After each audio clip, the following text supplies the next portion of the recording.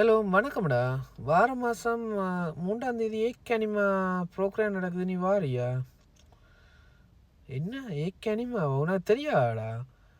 ஒரு time post பார்க்கல, பார்த்து நான் தான் யோசிக்கலையா என்னடாப்பா சொல்கிற. நல்ல ஒரு வித்தியாசமான ஒரு மியூசிக்கல் ஷோ நடக்குது, அதுவும் விஜயானி சார் எங்கட பொடியோட ஷோ செஞ்ச ஞானம் ப்ரொடக்ஷன் தான் செய்யுது. தெரியும் தான் ஞானம் ப்ரொடக்ஷன்டா, சும்மா வேறு லெவலில் அசத்த போகிறாங்க. இதை பற்றி தெரிஞ்சு கொள்ளாமல் இருக்கிறீடாப்பா. அப்படியே உனக்கும் சேர்த்து நானே டிக்கெட் வாங்கிடுறேன் பாரியா. டிக்கெட் எங்கே வாங்குறதா யோசிக்கவே தேவையில்லடா. ஞானம் ப்ரொடக்ஷன் விளந்தில் வாங்கலாம், இல்லைண்டா ஓப்பளை ரோயல் மண்டபத்தில் வாங்கலாம். நான் பிரச்சனை இல்லை, அவங்களோட காய்ச்சி நான் டிக்கெட்டை வாங்குறேன். உங்கள் ஃப்ரெண்ட்ஸ் யாரும் வாரண்டா சொல்லு, அவங்களுக்கும் சேர்த்து டிக்கெட்டை வாங்கி தரலாம். பிரச்சனை இல்லை. நல்ல ஒரு வித்தியாசம் அட்டாசம் ஒரு இரவில் நாங்கள் சந்திப்போம். என்ன எத்தனை மணிக்கா? இரவு 8 மணிலேருந்து விடிய அப்புறம் 5 மணி மட்டும். 5 மணி மட்டுமா?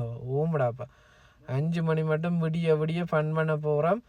மிஸ் பண்ணிடாது. இந்த ஃப்ரெண்ட்ஸ் டேஞ்சோ இல்லை, எல்லாரையும் கூட்டிகிட்டு வா. நல்ல ஒரு அட்டகாசமாக நடக்க போகுது. நல்ல ஒரு ரேப் பாடகியும் வாரா சுவிஸ்லேருந்து, டாக் குயின்னு சொல்லி.